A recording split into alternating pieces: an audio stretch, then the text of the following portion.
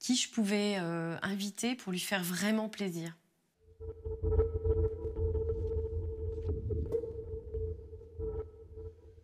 Et en fait, j'ai pas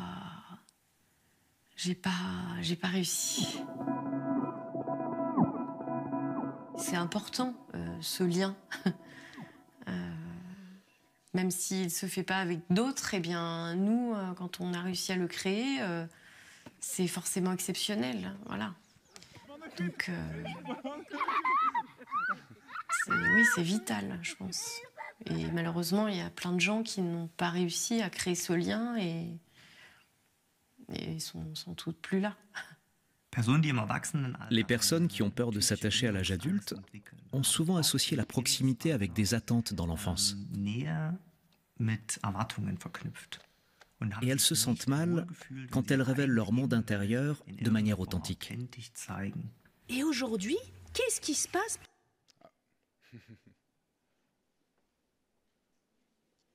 C'est moi qui dois passer ça ? La pathologie du lien d'attachement m'a permis...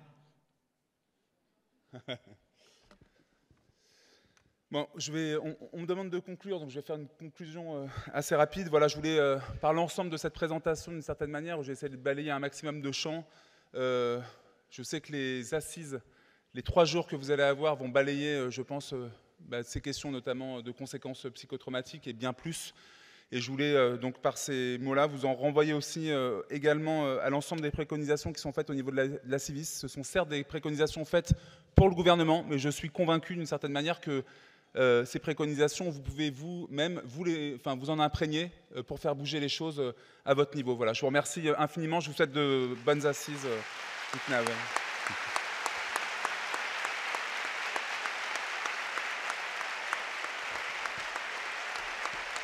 Merci.